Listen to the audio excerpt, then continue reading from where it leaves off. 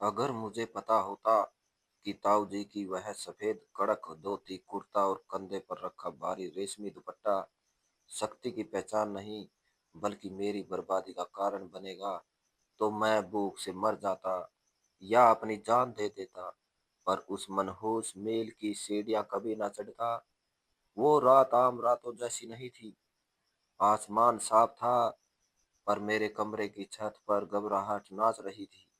जब मैंने ताऊ जी की गद्दी पर बैठकर उनकी ही तरह पैर पर पैर चढ़ाकर हुक्के का कस लिया, तो मुझे लगा जैसे पूरी दुनिया मेरे कदमों में है। लेकिन मुझे क्या पता था कि जिस कुर्सी को मैं राज सिंहासन समझ रहा हूँ, वह दरअसल बारूद का ढेर है। और जिसे मैं ताऊ जी का रब समझता हूँ था, वह उस तूफान से पहले की चुप्पी है जो हंसते बसते घरों को निगल जाती है। घड़ी की टिक टिक मेरे दिल की धड़कनों से मुकाबला कर रही थी। कमरे में गड़ा अंधेरा था। बस खिड़की से आती गली की रोशनी की एक हल्की लकीर फर्श पर पड़ रही थी। मैंने ताऊ जी का पूरा बाग बना रखा था। वही चंदन की खुशबू, वही अंदाज, वही रूप। मेरी योजना बहुत सरल थी। बस एक रात के लिए मालिक बनने का एहसास पाना और खुद को यह यकीन दिलाने का नाटक करना कि मैं भी शासक बन सकता हूँ। पर तभी अचानक दरवाजे की कुंडी हिली और वह आवाज किसी हथौड़े की तरह मेरे दिमाग पर लगी। इतनी रात को ताऊ जी के कमरे में कौन हो सकता था? मैंने अपनी सांस रोक ली और ताऊ जी की वह बात मेरे कानों में किसी भविष्यवाणी की तरह गूंजने लगी, जो उन्होंने कल ही मुझे कही थी। बेटा, तुझसे अपनी पत्नी तो संभलती नहीं, फैक्ट्री क्या खाक संभालेगा। उस समय मुझे लगा था कि यह एक कंजूस बूढ़े सेठ का ताना है। पर जब दरवाजा धीरे से खुला और एक साया दबे पैर अंदर आया, तो मेरे होश उड़ गई। मेरे शरीर का खून जम गया। वह साया किसी अजनबी का नहीं था और उसकी खुशबू मेरे लिए अनजानी नहीं थी। मगर उसके हाथ में जो चमकती हुई चीज थी, वह जरूर प्यार की निशानी नहीं थी। उस रात मैंने ताऊ जी के कपड़े पहनकर सिर्फ उनका रूप नहीं लिया था, बल्कि मैंने उनकी मौत को ओढ़ रखा था। यह कहानी आज रात शुरू नहीं हुई थी। इसकी बुनियाद तो बरसों पहले उसी दिन पड़ गई थी, जब मैंने होश संभाला और खुद को उस हवेली के पीछे बने दो कमरों के क्वार्टर में पाया। हमारे और ताऊ जी के बीच सिर्फ एक दीवार थी, और वह दीवार चीन की दीवार से भी ज्यादा ऊंची और मजबूत थी। एक तरफ गरीबी थी और दूसरी तरफ दौलत का नाच। इधर अंधेरा था तो उधर दीपकों की रोशनी। अजीत कुमार टेक्सटाइल मिल्स शहर के लोगों के लिए एक बड़ा नाम था। हजारों मजदूरों का घर चलता था। पर मेरे लिए वह एक ऐसा राक्षस था जो मेरा बचपन, मेरी जवानी और मेरी इज्जत खा गया था। मेरे पिता के देहांत के बाद ताऊ जी ने हमें बेसहारा तो नहीं छोड़ा था। रोटी कपड़ा मिलता रहा, पर इज्जत कभी नहीं मिली। वह दान देते थे, अधिकार नहीं। मैं रोज सुबह मिलकर बड़े लोहे के गेट पर खड़ा होता और मेरी आंखों में उम्मीद नहीं भीख होती थी। फिर ताऊ जी की बड़ी गाड़ी गेट से अंदर आती। वह पिछली सीट पर सफेद साफ कपड़ों में उसी पारंपरिक गंभीरता के साथ बैठे होते। मैं हाथ जोड़कर नमस्ते करता और उम्मीद करता कि शायद आज गाड़ी रुकेगी, शीशा नीचे होगा और वह कहेंगे, आ जाओ भतीजे, आज से गद्दी तुम संभालो। मगर गाड़ी कभी नहीं रुकी। वह कभी नहीं मुस्कुराए और ऐसे निकल जाते जैसे मैं वहां हूं ही नहीं, जैसे मैं कोई इंसान नहीं बल्कि गेट का कोई बेजान खंबा हूं। यह खामोशी मेरे अंदर गुस्सा भर रही थी। मुझे लगता था कि वह जानबूझकर मुझे नीचा दिखा रहे हैं। वह चाहते थे कि मैं उम्र भर उनके टुकड़ों पर पलूं, घर आता तो हालत उससे भी ज्यादा खराब होती। वहां गरीबी का राक्षस मुंह खुले खड़ा रहता। मेरी और मेरी पत्नी की शिकायत भरी आंखें मेरा स्वागत करती। कब तक, वह अक्सर पूछती कि हम कब तक ऐसे ही बेइज्जत होते रहेंगे। तुम्हारा अधिकार है उस मील पर, तुम्हारे बाप ने भी खून पसीना किया था, जाओ और अपना अधिकार छीन लो। अगर वह नहीं देते, उसकी बातें मेरे सुलगते गुस्से पर तेल का काम करती। मैं मर्द था और मेरी गैरत मुझे झकझोरती थी। मुझे लगता था कि मेरी नाकामी की एकमात्र वजह ताऊ जी की जिद है। मैं काबिल था, मेहनती था, बस मुझे मौका नहीं मिल रहा था। पर मुझे क्या पता था कि काबिलियत और जिद में जमीन आसमान का अंतर होता है। और फिर वह दिन आया, आ ही गया, जब मेरे धैर्य का बांध टूट गया। मैंने फैसला कर लिया कि अब और भीख नहीं मांगूंगा। अब आर या पार की बात होगी। मैं नहीं जानता था कि यह फैसला मुझे किसी अंधी खाई में धकेलने वाला है। ताऊ अजीत कुमार इंसान नहीं बल्कि पत्थर के वह पुतले थे जिनके सीने में दिल की जगह शायद कैलकुलेटर धड़कता था। उनका रब उनकी आवाज में नहीं बल्कि उनकी रहस्यमयी खामोशी में था। मील के बड़े हाल में जब वह दाखिल होते तो हजारों मशीनों का शोर भी जैसे दम तोड़ देता था। वह सिर्फ उंगली के इशारे से काम कराते और बड़े बड़े मैनेजर उनके सामने भीगी बिल्ली बन जाते, जैसे उनकी सांसें ताऊ जी के हुक्म पर टिकी हो। मैं अक्सर मील की खिड़की से छुपकर उन्हें देखता और सोचता कि यह कौन सा मुश्किल काम है, बस सफेद कपड़े पहनकर और हाथों को पीछे बांधकर मशीनों को 20 चक्कर लगाना ही तो है। हुक्म चलाना दुनिया का सबसे आसान काम है। मेरी नादान सोच को लगता था कि ताऊ जी की यह शानो शौकत मेहनत नहीं बल्कि किस्मत का खेल है, जो मुझसे सिर्फ थोड़ी दूर खड़ी है। मगर यह दूरी तय करना इतना सरल नहीं था। घर का मोर्चा मील से भी ज्यादा गर्म रहता था। मेरी पत्नी बाहर से शांत स्वभाव की थी, पर उसकी जुबान कैंची की तरह चलती थी। वह मुझे मेरी हर नाकाम घड़ी याद दिलाती, और जब ताऊ जी ये के यहाँ से मिठाई या खाने का थाल आता तो उसे जहर के प्याले की तरह देखती। उस रात भी ऐसा ही हुआ। बिजली कटी थी और उसम ने जीना दोपहर कर रखा था। उमस ने जीना दूबर कर रखा था। पत्नी पसीने में लथपथ, पंखा रही थी कि तभी अचानक जनरेटर की आवाज गूंजी।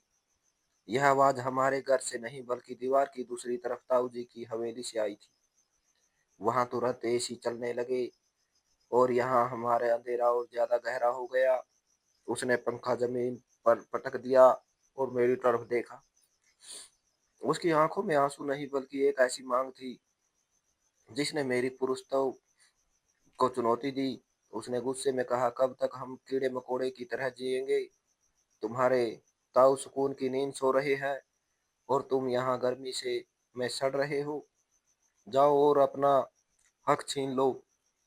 अगर आज बात नहीं की तो तुम इस घर के मर्द नहीं हो। उसके सवर की मार तलवार से भी ज्यादा तेज थी। उस रात मुझे नींद नहीं आई। मैं रात भर करवटें बदलता रहा और मेरे दिमाग में यही चलता रहा कि मैं हकदार हूँ, मैं वारिस हूँ। यह मिल, यह गाड़ी, यह जनरेटर, यह सब मेरा भी तो है। ताऊ जी ने मेरे पिता का हिस्सा दबा रखा है। सुबह होते ही मैंने फैसला कर लिया। मैंने अपने सबसे अच्छे कपड़े पहने, शीशे में खुद को देखा और अपनी मूछों पर ताव दिया। मुझे शीशे में एक मायूसी बेरोजगार नहीं बल्कि एक खोने वाला सेठ नजर आ रहा था। गुस्से और जोश का एक तूफान मेरे अंदर उमड़ रहा था। मैं घर से निकला और सीधा मेल की ओर चल दिया। आज मैं गेट पर खड़ा होकर नमस्ते करने वाला नहीं, बल्कि आज मैं अपना हिसाब लेने जा रहा था। मैं नहीं जानता था कि मैं शेर की मांद में हाथ डालने जा रहा हूँ और वहां मुझे ऐसे अपमान का सामना करना पड़ेगा जो मेरी आत्मा को जख्मी कर देगा। मील के लोहे का गेट पार करते हुए मुझे ऐसा महसूस हुआ जैसे मैं कोई गला जीतने जा रहा हूँ। चौकीदार ने मुझे रोकने की कोशिश की, पर मैंने उसे हाथ के इशारे से ऐसे झटक दिया जैसे वह कोई मक्खी हो। मेरी आंखों में जो पागलपन था, शायद वह उसे भाप गया, इसलिए वह पीछे हट गया। अंदर मशीनों का शोर बहुत ज्यादा था। यह शोर मेरे लिए संगीत था, दौलत का संगीत। मजदूर अपने कामों में मगन थे, पर मैं उनकी तरफ नहीं देख रहा था। मेरी नजरें सीधा कांच के उस कैबिन पर टिकी थी जहां वो खामोश राजा विराजमान था। मैंने दरवाजे पर दस्तक दिए बिना हैंडल घुमाया और अंदर चला गया। बाहर की गर्मी और शोर एकदम खत्म हो गया और एसी की ठंडक ने मेरा स्वागत किया। ताऊ जी मेज पर झुके कुछ फाइलें देख रही थी।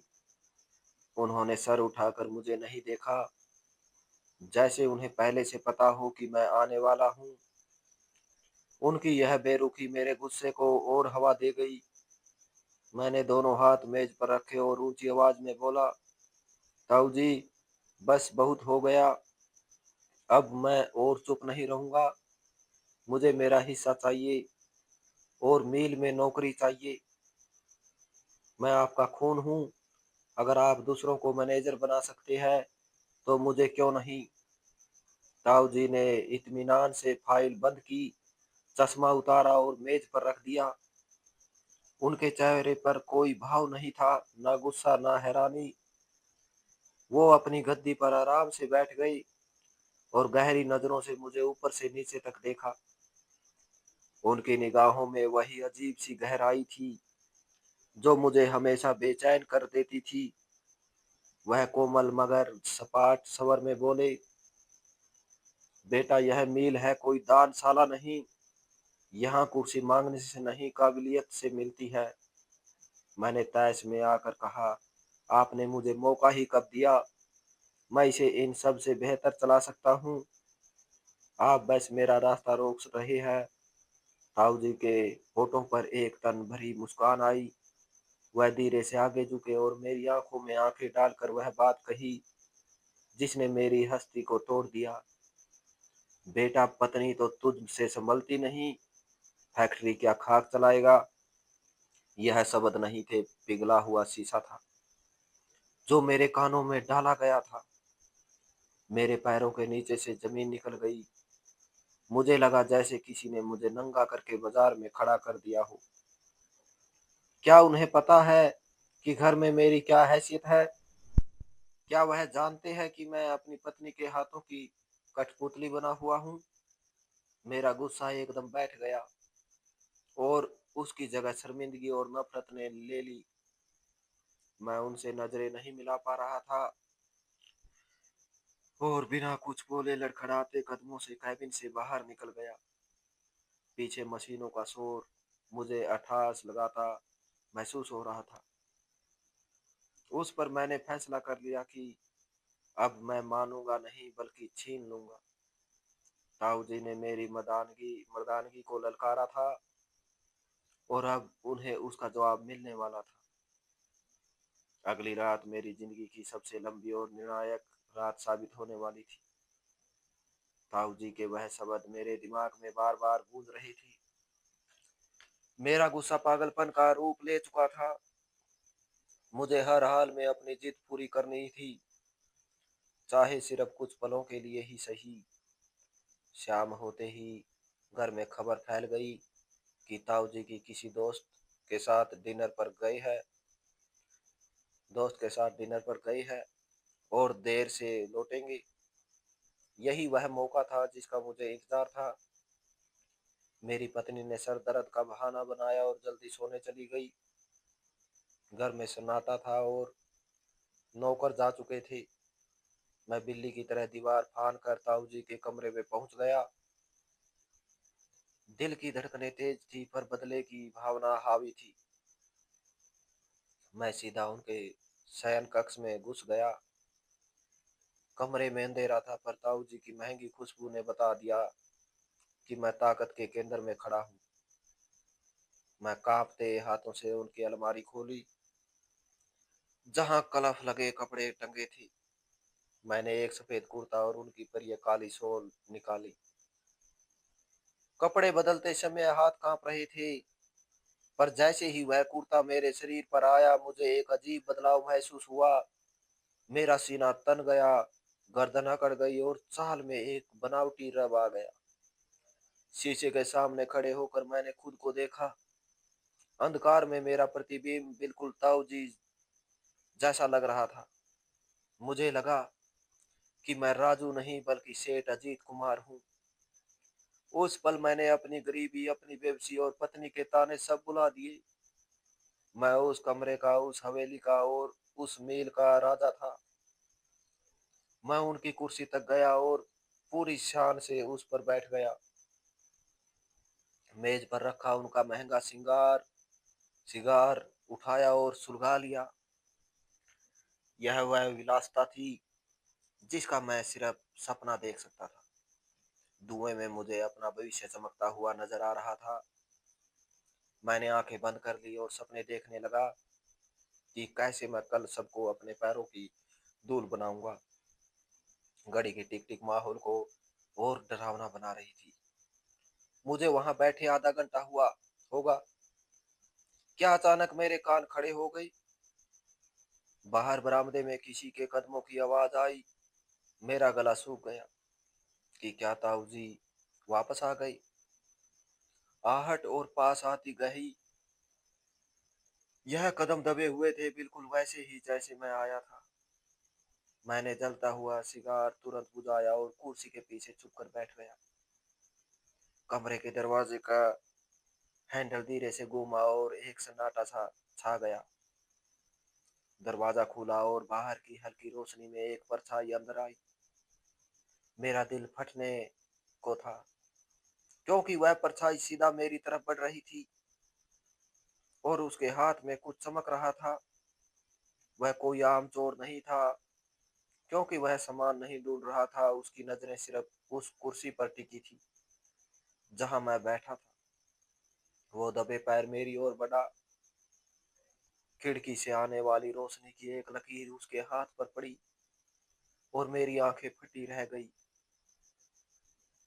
वो एक तेज चाकू था जिसकी नोक पर मौत मुस्कुरा रही थी। मेरा शरीर डर से सुन्न हो गया था। मैं चिल्लाना चाहता था पर मेरे पैर भारी हो चुके थे। मैंने ताऊ जी का रूप ले रखा था और अंधेरे की वजह से वह व्यक्ति मुझे सेठ अजीत कुमार ही समझ रहा था। मैंने सोचा कि अभी उठकर लाइट जला दूं और बता दूं कि मैं वह नहीं हूं, मगर डर के मारे मेरी जुबान नहीं खुली। और वह व्यक्ति अब मेरे सर पर पहुंच चुका था। उसकी सांसों की आवाज में एक पागलपन था। उसने चाकू हवा में उठाया। मैंने अपनी मौत को इतने पास से पहले कभी नहीं देखा था। मैंने आंखें बंद कर ली और खुद को आखिरी बार के लिए तैयार कर लिया। तभी उसके होठों से एक फुसफुसाहट निकली। आज तुम्हारा खेल खत्म। बुड्ढे, बहुत सताया है तुमने हमें। यह आवाज अजनबी नहीं थी, यह तो रग रग में बसी थी। यह आवाज और यह नफरत मेरे दिमाग में जैसे धमाके होने लगी। मैंने झटके से आंखें खोली और उसी पल बिजली कड़क गई, जिससे कमरा एक पल के लिए रोशनी से भर गया। वह पल मेरे लिए परले जैसा था। मेरे सामने खड़ा वह कातिल कोई और नहीं बल्कि मेरी अपनी पत्नी थी। वही पत्नी जो कुछ देर पहले सोने का बहाना कर रही थी। उसका चेहरा नफरत से भरा हुआ था। उसकी आंखों में वह क्रूरता थी जो मैंने आज तक नहीं देखी थी। मेरा दिमाग सुन्न हो गया। क्या वह ताऊ जी को मारने आई थी? क्या वह संपत्ति के लिए इतनी अंधी हो चुकी थी इससे पहले कि वह वार करती, बिजली की कड़क ने उसे चौंका दिया। उस रोशनी में उसने भी मुझे देख लिया। उसका हाथ हवा में ही रुक गया और उसके मुंह से एक दबी हुई चीख निकली, तुम। चाकू उसके हाथ से छूटकर गिर गया और हम दोनों एक दूसरे को अजनबियों की तरह देख रहे थे। तुम, मेरे मुंह से बड़ी मुश्किल से यह शब्द निकला। उसने चाकू उठाने की कोशिश की, पर फिर शायद उसे अपनी गलती का एहसास हो गया। वह सीधी खड़ी हो गई और उसकी आंखों से डर गायब होकर एक तिकाई आ गई। हाँ, वह हंसी और बोली, मैं तुम्हारे लिए करने आई थी। तुम तो डरपोक हो, मैं अपना हक छीनने आई थी। मैंने कुर्सी को मजबूती से पकड़ लिया और पूछा, क्या हत्या करके अधिकार मांगा जाता है? वह हमें बर्बाद करने वाला था, वह चिल्लाई। उसे पता चल गया था कि मैंने तिजोरी से गहने चोरी किए हैं और वह कल पुलिस बुलाने वाला था। अगर वह आज ना मरता तो हम जेल में होते। उसके शब्द मेरे दिमाग में धमाकों की तरह फट रही थी। तो यह थी हकीकत। ताऊ जी की बेरुखी और उनकी वह बात, वह सब जानते थे। वह जानते थे कि मेरी पत्नी एक अपराधी है, एक चोर है। वो मुझे नीचा नहीं दिखा रहे थे, बल्कि मुझे उस औरत से बचाने की कोशिश कर रहे थे। और मैं पागलों की तरह उन्हें अपना दुश्मन समझता रहा। वह मुझे मील इसलिए नहीं दे रहे थे क्योंकि असली डोर उस नागिन के हाथ में होती। मील मेरे नाम होते ही वह मुझे भी रास्ते से हटा देती। मेरे सामने खड़ी वह औरत अब मुझे अपनी पत्नी नहीं बल्कि एक चुड़ैल लग रही थी। मैंने नफरत से कहा, तुमने मुझे इस्तेमाल किया। तुमने मुझे ताऊ के खिलाफ भड़काया ताकि तुम अपना पाप छुपा सको। तो और क्या करती? उसने चाकू फिर से पकड़ लिया और उसकी आंखों में खून उतर आया। तुम किसी काम के नहीं हो और अब तुम सब जान गए हो तो तुम्हें भी जिंदा रहने का कोई हक नहीं है। वह मेरी तरफ झपटी, तभी अचानक कमरे की सारी लाइटें जल उठी।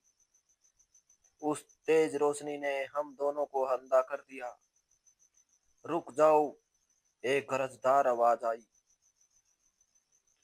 वहां ताऊ जी खड़े थे, सही सलामत और सावधान। उनके पीछे पुलिस खड़ी थी। ताऊ जी के चेहरे पर वही शांति थी, पर आंखों में दुख का समंदर था। मैंने कहा था ना बेटा, ताऊ जी ने अफसोस से सर हिलाया। तुझसे यह औरत नहीं संभलेगी। मेरी पत्नी के हाथ से चाकू गिर गया। वह डिनर और बाहर जाने की बात बस एक नाटक था। ताऊ जी जानते थे कि वह हमला करेगी। उन्होंने जाल बिछाया था जिसमें वह और मैं दोनों फंस गई। मैं जो मालिक बनने आया था, अब एक अपराधी का पति और नाकाम भतीजा बनकर खड़ा था। पुलिस जब पत्नी को ले जा रही थी तो उसने चिल्लाकर कहा कि मेरा पति भी इसमें शामिल है। इंस्पेक्टर ने ताऊ जी की तरफ देखा और मुझे अपनी मौत साफ नजर आने लगी। ताऊ जी ने इत्मीनान से हुक्के का दम लिया और वह बात कही जिसने मुझे हैरान कर दिया। उन्होंने कहा, इंस्पेक्टर साहब, यह लड़का चोर नहीं, बस बेवकूफ है। और बेवकूफ की जगह जेल नहीं बल्कि सड़क होती है। इसे छोड़ दो। पुलिस चली गई और कमरे में सिर्फ मैं और ताऊ जी रह गई। मैंने माफी मांगी और कहा कि अब कभी अपनी शक्ल नहीं दिखाऊंगा। ताऊ जी उठे और मेरे पास आए। उनकी आंखों में दया नहीं बल्कि हिसाब था। वह बोली, मैंने तुम्हें इसलिए नहीं बताया कि तुम मेरे भतीजे हो, बल्कि इसलिए कि मैं तुम्हें मुफ्त की रोटी खाने नहीं दूंगा।